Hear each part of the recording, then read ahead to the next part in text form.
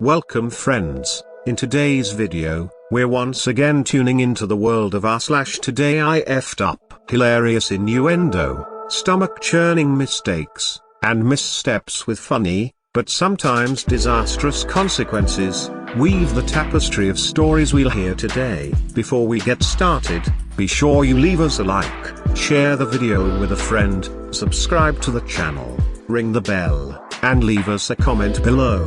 Perhaps we'll feature you in a future video. I'd like to thank all of our current subscribers. This video is made possible by viewers like you. Now, enjoy the stories. Today I effed up by cheating on my girlfriend with my girlfriend. Obligatory. This was not today, was before I was married, and girlfriend in this story did not become my wife. I have been good friends with an attractive member of the opposite sex for 10 plus years at this point in the story. She is completely one of the guys, and does not date any of the guys in our friend group. There is no weird sexual tension between us, and we frequently go out for a few drinks together as a group. On this day, the tequila got the better of me. My female friend was driving that evening, and had picked me up to go meet up with our friend group, but they were all working later, so she and I were getting a head start.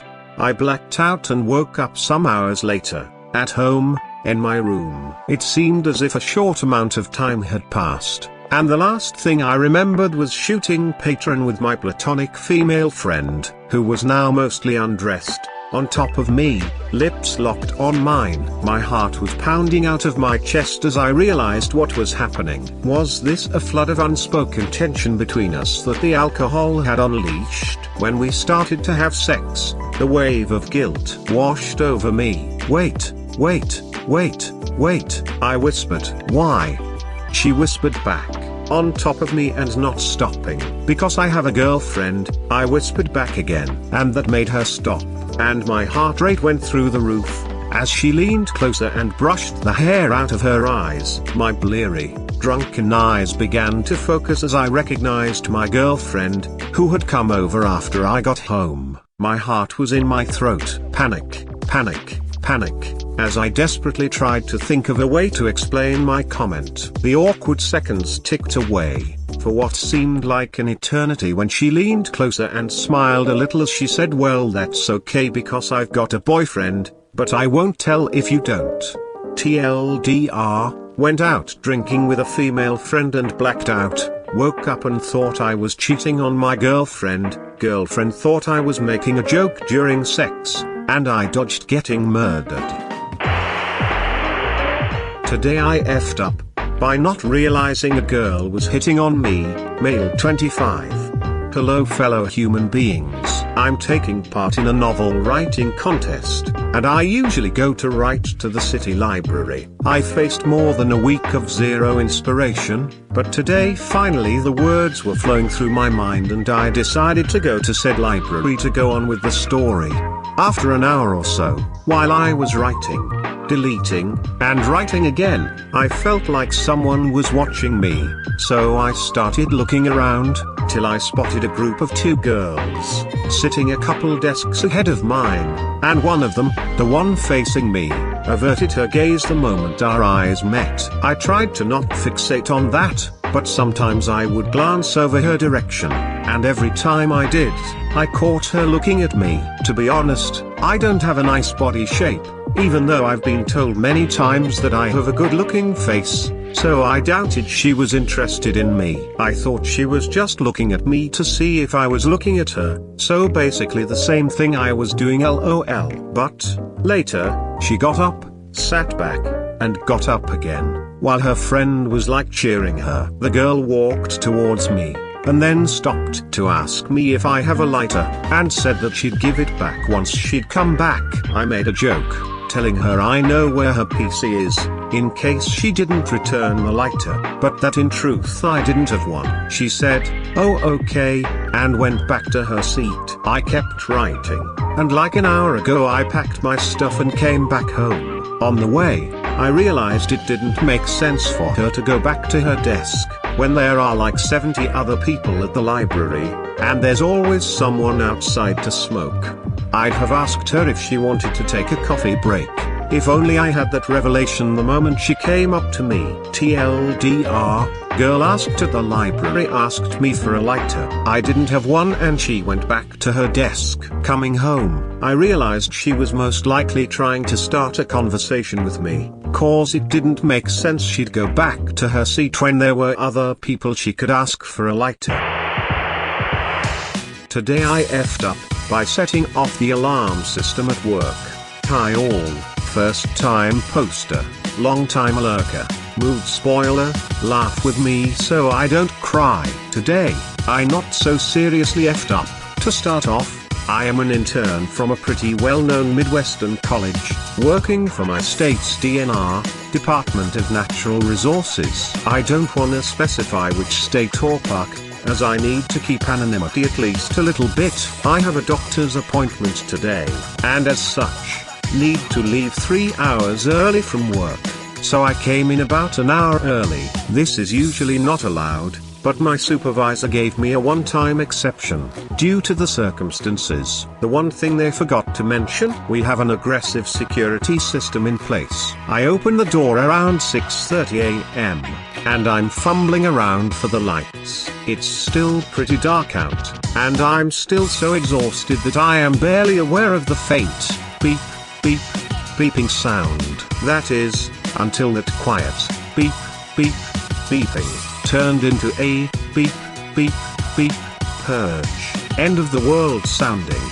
alarm. Of course, I started cursing and losing my mind, because the type of security system here automatically calls the police, and if I don't know the password when they call, the police will be there before I can do anything to stop them. We're talking all of the county, city, and state police officers in the vicinity. I jump in my car, heart beating wildly out of control, and call my boss. It goes to voicemail.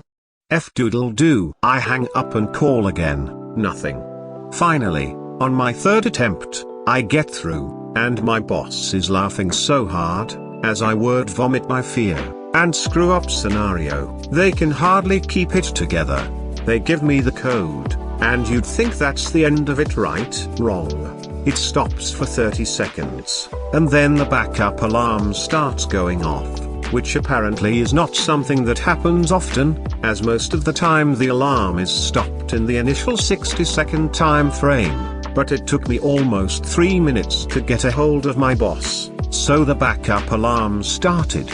I finally get both alarms disabled, and get a call from the security company and local dispatch. I tell them the code and they ask what happened, as they have to file a false alarm report. I am still breathing like I ran a marathon at this point, so I wheeze to her that I am the intern, and that I didn't even know there was an alarm. In my panic, I forget to even tell the operator my name. She's laughing so hard, it feels like she's in the room with me. I'm beyond embarrassed now. About 5 minutes after the whole ordeal, my supervisor comes into work, and they're still laughing about my panic. It isn't long before all of my fellow staff members hear this ordeal, and I have earned myself a new nickname, Alarm Girl. Luckily, I am getting this all cleared up, and receiving a slap on the wrist kind of thing, and I ended up luckier than I thought. Needless to say, I am still incredibly embarrassed and needed a place to get this off my chest and have others laugh with me so I didn't cry. Happy Tuesday, Reddit. TLDR, I set off the emergency alarm at work, and chaos ensued, earning me a new nickname, Alarm Girl. Today I effed up by attempting to suppress a laugh while I was on stage. Obligatory not today. This actually happened a few years ago, but I was a caveman, not on Reddit, at the time. I was a member of my high school band. We were average, and I would describe myself as above average, but not phenomenal. During rehearsal, our band director would often make sections of the band play individually, to work on certain tricky parts of the music, you know, because no one actually practiced. But every time someone made a mistake, or just sounded really awful, someone would start to laugh quietly. But most of us in the band knew each other well, and when one of your friends starts losing it, across an otherwise quiet room, you do too. This would often result in laugh chain reactions that were some of the funniest moments in band. This happened so often, that I'm sure our band director tuned it out, pun intended, and laughing at mistakes became part of the culture. Each year, our school district would host a concert, where all of the schools, a few elementary, one middle, and the high school, would play a few songs. This was a big deal. A lot of our funding came from showing off to the district administration and school board, and it was important to put on a good show for them, to ensure the flow of kids, on and off stage, would be seamless. Someone had the bright idea of having the next performing group already on stage, behind the current performing group. This would ensure a more timely transition to the next group. However, this had the byproduct of making the next performing group entirely visible to the audience. So, up go the middle school strings. We are next to go, and thus are situated behind the strings. Our job is to sit quietly and not draw any attention while they are performing. They begin to play Vida La Vida by Coldplay and,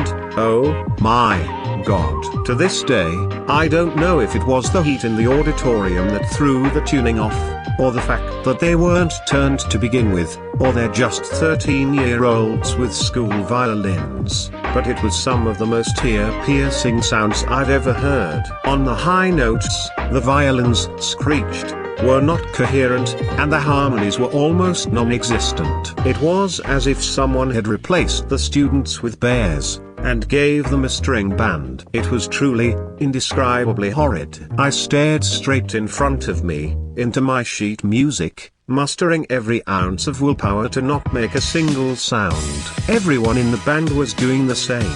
Out of the corner of my eye, I could see several others ducking into their music stands, doing everything they could to avoid being seen by the audience. I was in maximum suppression mode. I knew that if I made eye contact with anyone, it would be over. It was like D-Day, with brave men falling all around me, as one by one I saw people diving into their stands, giving way to the unstoppable urge to laugh at the horrendous sounds coming from right next to us. Structural integrity was failing, Captain. It felt like holding in a sneeze for 3 entire minutes, and I felt like my diaphragm was about to implode. Tears streamed from my eyes. I then let out a snort that triggered everyone in my general area. It set off a renewed wave of unsuccessfully suppressed laughing. It was unavoidable. I failed my comrades. To this day, it is the most painful laugh I've ever experienced. We all know it as their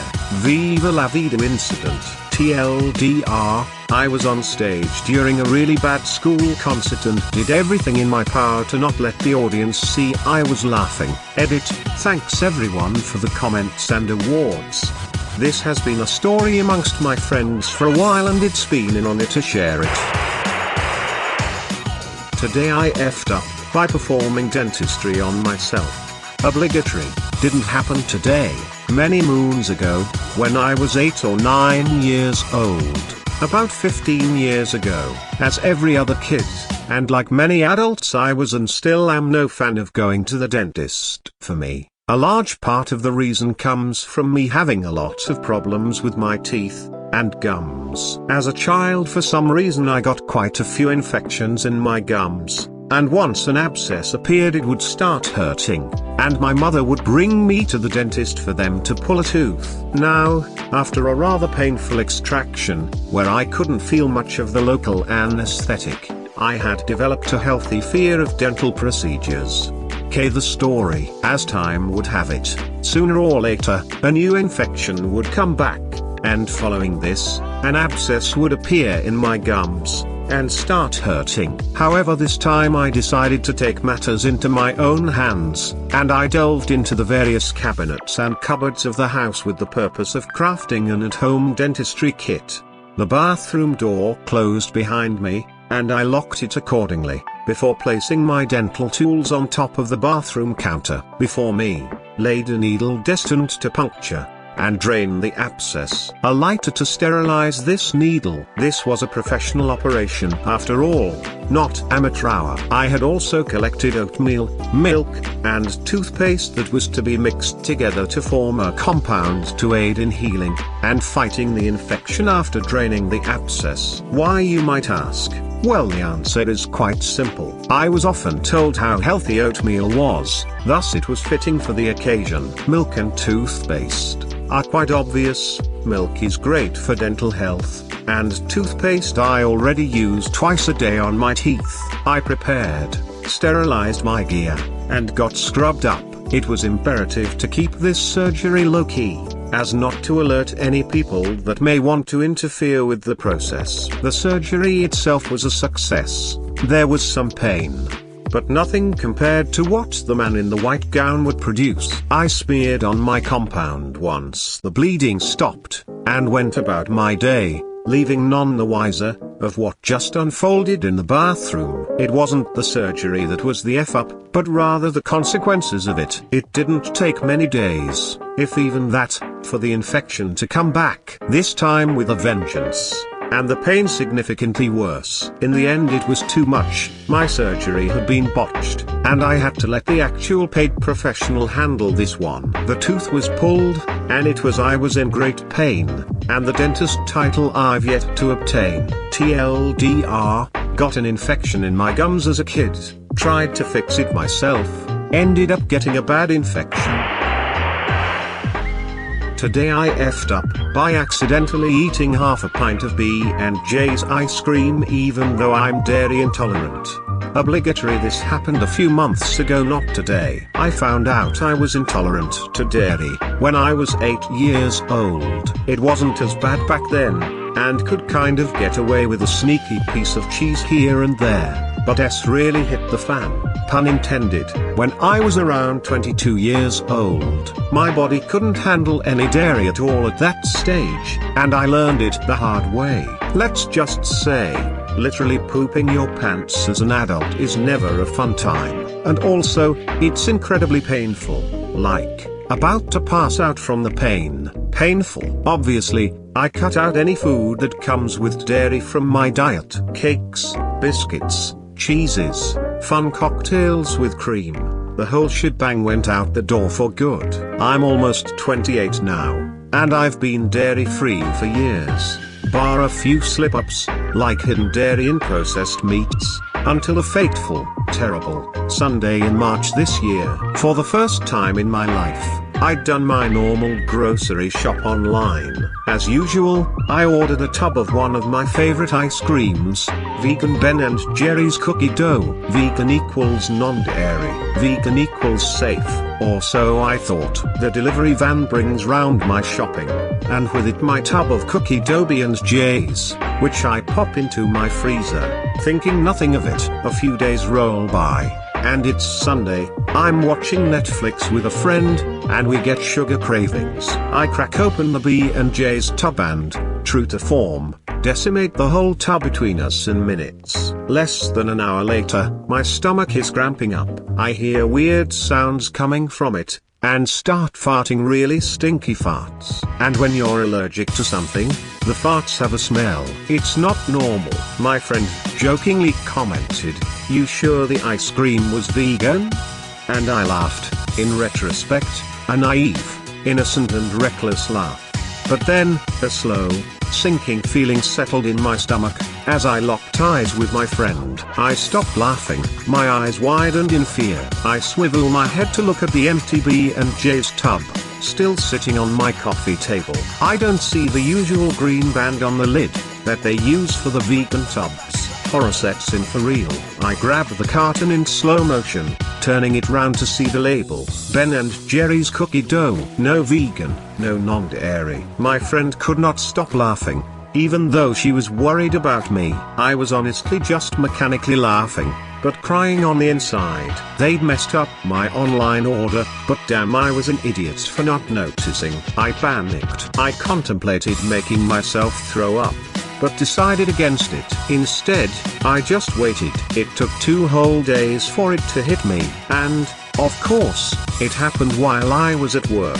I was sitting in a one-on-one meeting with my boss. I felt a wave of pain wash over me and knew the dairy ice cream had come knocking. I excused myself with a lot of apologies. Thankfully we have a good relationship, and I could just honestly tell him what was happening. I then walked/ran to the toilet and held on for dear life. Our office toilet has seen some mess. Couldn't eat normally for a whole week after it.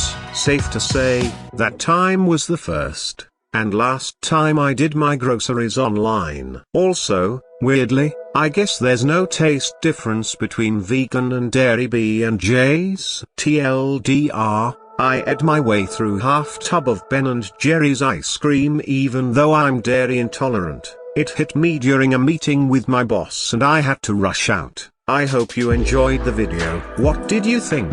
Can you relate to any of today's stories? If so, which one? Let us know in the comments below. We love hearing from you. As always, be sure to smash that like button, subscribe to the channel, share the video with a friend, and ring the bell, so you never miss a story. Until next time, stay curious friends, and thank you for tuning in.